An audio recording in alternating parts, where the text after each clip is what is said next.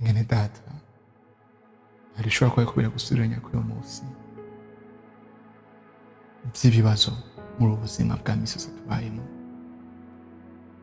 wagerageje kwigwanirira guhamagara abo bibazo ko bahambaye, kwicara hasi wiyumvira ukuntu utorera inyishu ivyo bintu biguhanze.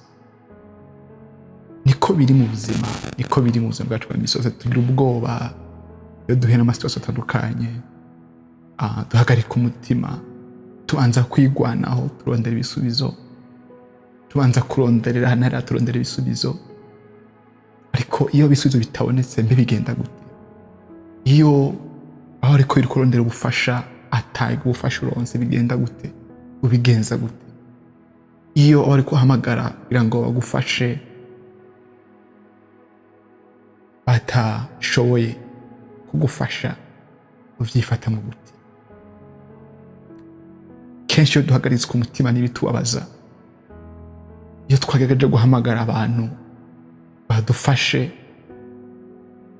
karangira atawufasha bwabo turonse, natwe ubwacu tutabashije kwifasha, mbega tubigenza gute? Mbega aho kwirukira hanyuma ni hehe? Ijambo ry'Imana muri Mariko, mabwiza bwa Yesu Kristo mwanditswe na Mariko ibice 4:35 gushitsa kwa 41. Mark 4:35 à 40 plutôt. Avuga ngo kuri uwo munsi bugorovye arabwira ati tujabuke tuje hakurya. Basiga abantu hano bamujana mu bwato yahozemwo, kandi ayandi mato yari kumwe nabo. Nuko haza umuyaga w'igihuhusi ukomeye, imipfunda yasoka mu bwato, bagariko buruzura. Ariko we yararyamye mu mutwe inyuma, yiseguye umusego, yayisinziriye. Baramukangura baramubaza bati, mwigisha, ntubabaye ko turiko turapfa? Arikangura azibiza ingunza, abarira ikiyaga ati, hora utekereze. Umuyaga uraca, haba agahwekere rwose. Arabaza ati, nigiki kibateye ubwoba? Ntimurizera? Baratinya bagira ubwoba bwinshi, barabazanya bati, mbega uyu ninde? Umuyaga n'ikiyaga ko bimwumvira. Ijambo ry'Imana ritweretse ukuntu abigishwa hamwe na Yesu, aho Yesu yaje kwigisha ngo basiga abantu, aho bari baheje kubiga, aho yaje kwigishiriza, bafata inzira ica mu bwato, ica mu kiyaga, burira ubwato. Ariko buriye ubwato bakigenda, ngo haza umuyaga mwinshi n'igihuhusi, imipfunda mu kiyaga. Abigishwa barigwanaho, baragira ibyo bashiburiye hasi, harimo abigishwa b'abarovyi, Petero na mutoya we Andrea, Yohana na Yakobo, barabarovyi bari bazobereye ivy'ikiyaga. Baragerageza kuraba kugira ngo bakarme situation, biranka. Baragerageza gukontorora ubwato, biranka. Byose biba hanze ya kontrole yabo. Basigana ikintu kimwe, bivuga ngo turafise Yesu Kristo hagati yacu. Turafise ufise solution, inyishu kuri iki kintu kiduhanze, kuri iyi miyaga ikiradutera, kuri ukuntu tuko turahungabana muri kino kiyaga. Turafise ufise solution. Reka tugende tumuvyure, reka tugende tumuhamagare, aze adutabare, aze acecekeshe imiyaga. Baragenda baramuhamagara, baramuvyura. Nawe aravyuka, araraba situation, avuga ijambo rimwe, hora tekereza. Iryo jambo ikiyaga kiryumvise, imiyaga ivyumvise, imipfunda yakiraba ivyumvise, ihita itekana. Mwene data, nivyo shaka dukora uyu munsi je nawe. Shaka duhamagare Yesu, tumuhagurutse, tumuvyure, tumukangure, twishiye muri no situation y'ubu bwato bwa bene data abigishwa. Natwe twishiye ko turi mu bwato, ko mu duhungabanya n'ikiganya cy'ubu bwato. tumuhamagare nkuko bamuhamagaye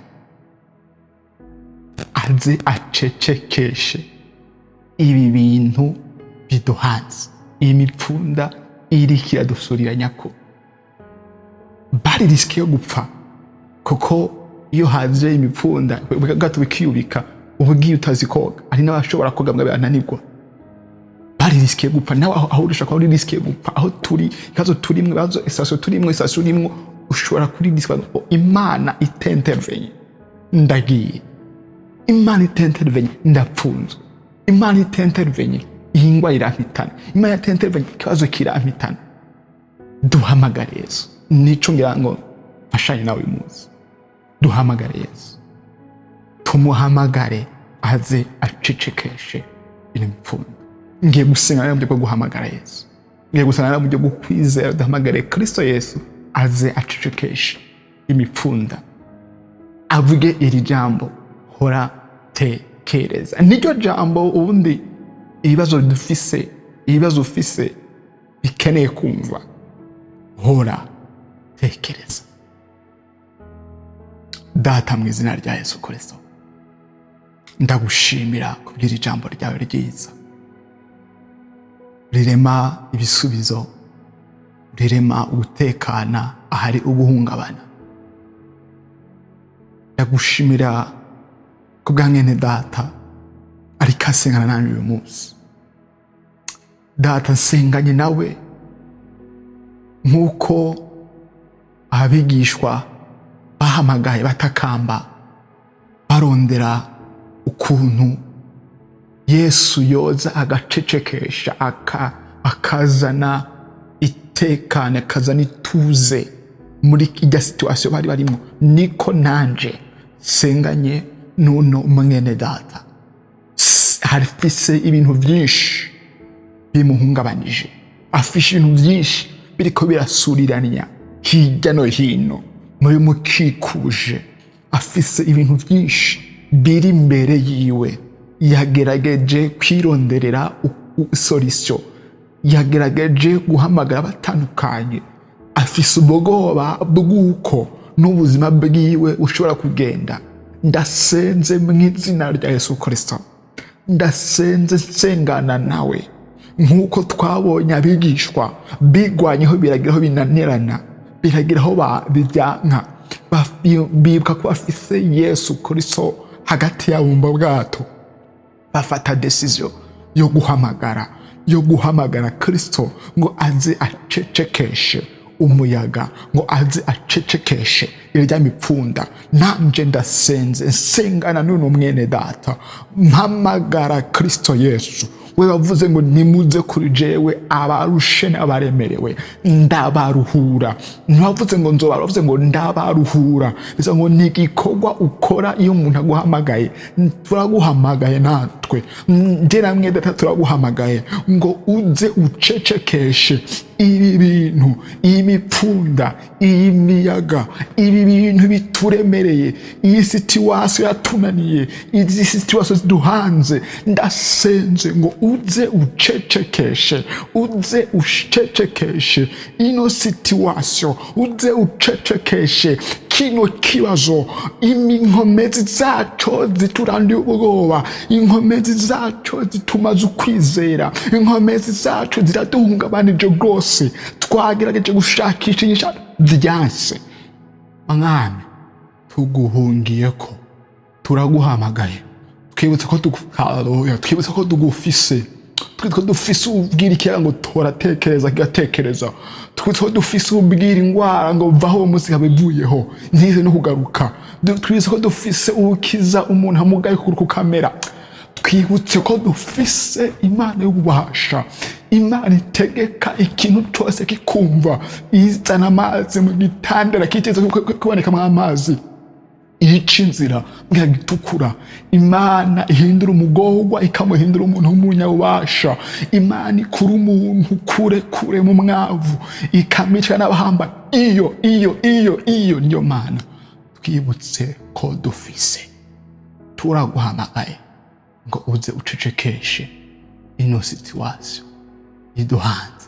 Mwene data ndasenze ngo duhuze ukwizera kwacu, muri ibi bihe turaguhamagaye mwami Yesu turaguhamagaye uze udutabare abigisha bavuze ngo ntubona ko dupfuye ntubona natwe mwami ntubona ko dupfuye mwene data ntubona ko ageramiwe ntubona ko ageze ahantu n'agatwe kiwe kagiye kahasigare ndagutabaje uze taba haleluya wewe ufise uko bigenza wewe atakikunanira uze utabare mwami Yesu ndakuzanira imitwaro ya mwene data igira umutwara agatwe ndasenze mwami wigaragaze ubwe ora ceceka iyi situation iyi mipfunda ino suri ceceke izina rya Yesu Kristo amen.